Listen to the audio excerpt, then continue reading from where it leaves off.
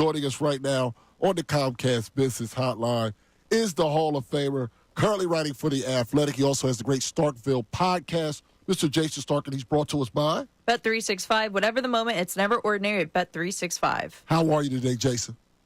Hey, Tyrone. Doing great. How are you? Yeah, I'm excited. Baseball season has started. For the most part, I've liked what I've seen.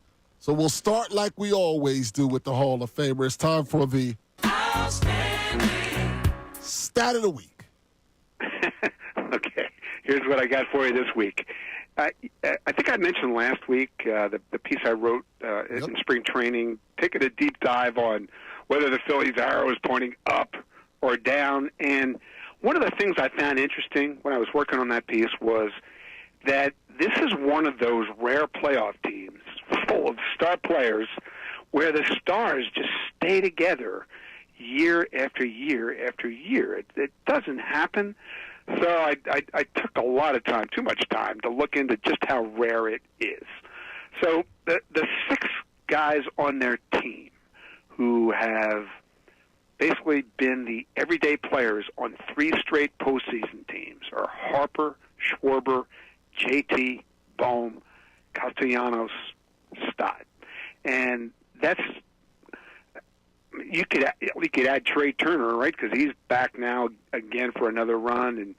And the constants actually even go beyond that. But I can only find 3 teams in the wild card era, so that's the last 30 years, who have had 6 players like that, everyday players on 3 consecutive playoff teams. They're the great Yankees teams from 1998 to 2001. There are a couple of Red Sox groups between 2003 and 2009. And they're the Texas Rangers 2010 to 2012. But here's what's different about the Phillies from those teams. You could probably guess. Those Yankee teams won 3 World Series and lost a 4th in Game 7. Those Red Sox teams won 2 World Series.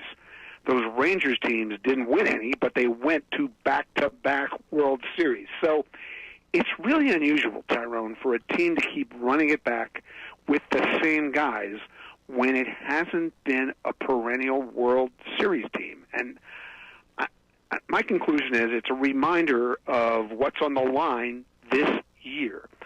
I don't think this is the end of the Phillies' window.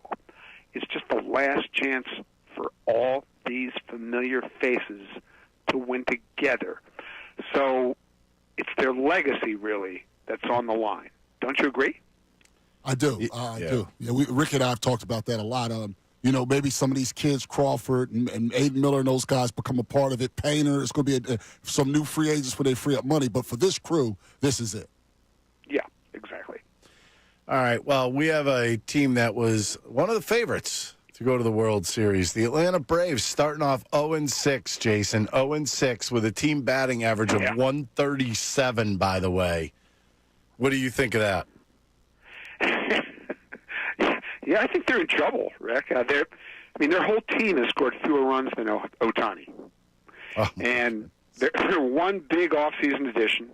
Jurickson Profar just got popped, suspended for half a season. Their all-star starter, Ronaldo Lopez, is going to be out a long time if he comes back at all this year. I've always thought their bullpen was a big worry.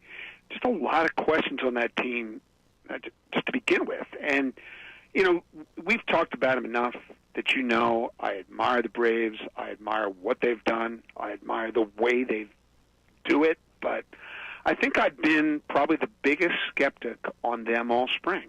And one reason is I feel like people seem like they want to ignore what happened last year, that they had such a big offensive collapse, and we've almost seen nothing like it. I've done a lot of work on this.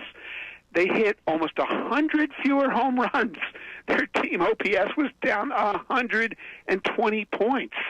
It's incredible. I know the spin has been that they were hurt, they lost Acuna, yada, yada, yada. But just a reminder, Ronald Acuna did play 49 games last year.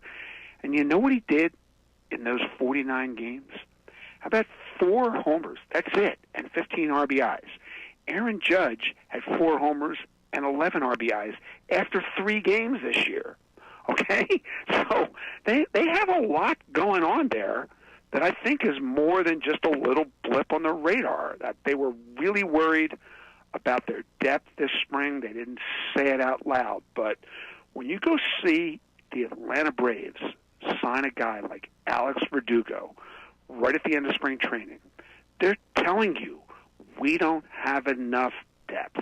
That guy is not their kind of player. So here are the facts. We've only had 2 teams in the wild card era start 0-6 and make the playoffs, and nobody has started 0-7 and made the playoffs. So the Braves are in trouble.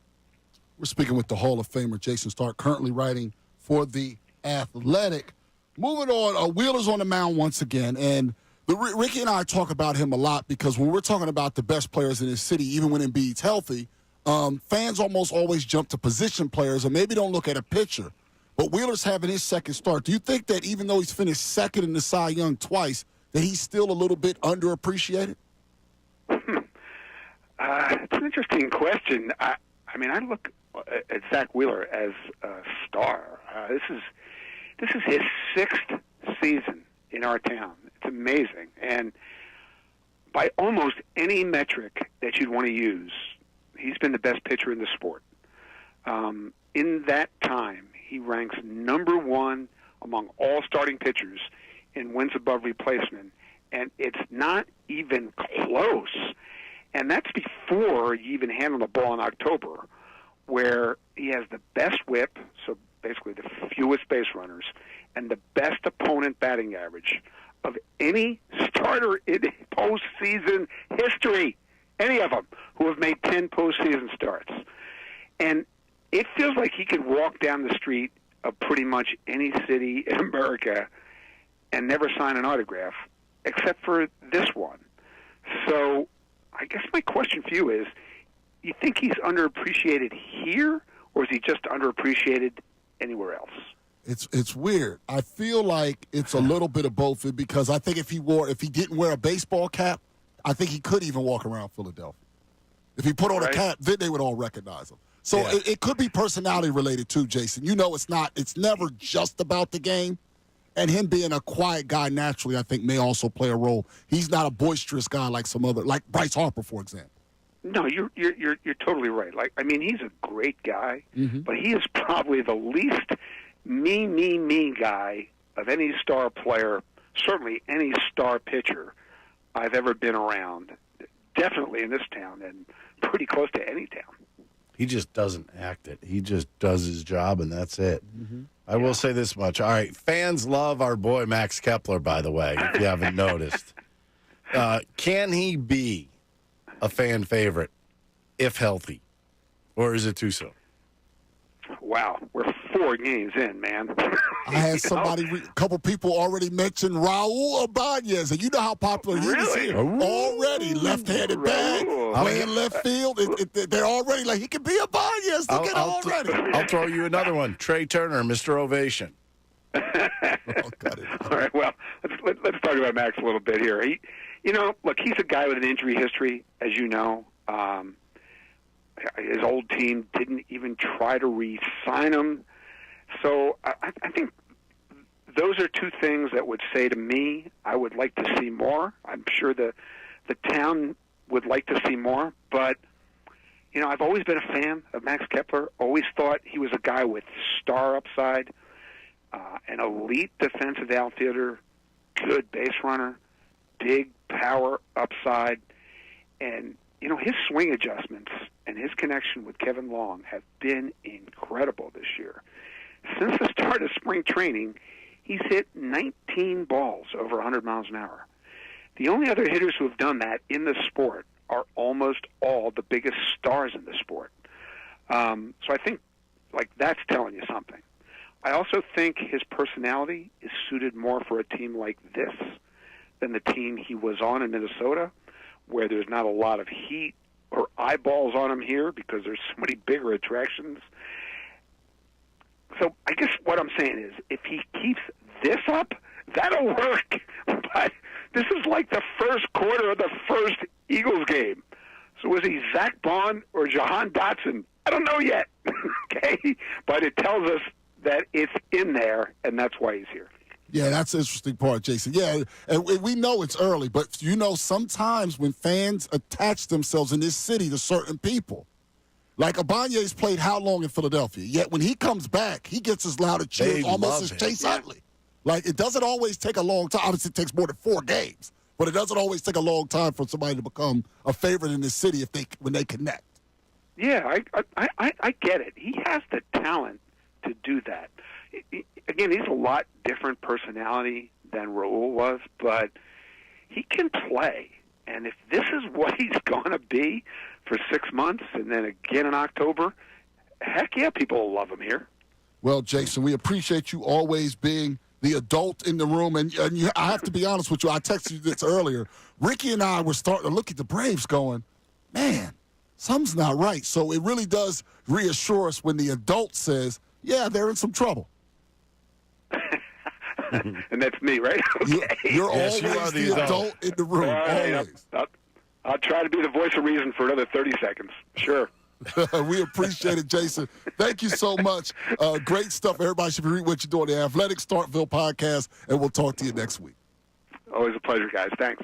All right. That was the Hall of Famer, Jayson Stark. Hey, everybody. Thanks for watching our YouTube. If you want to help us out, go ahead and like and subscribe for us.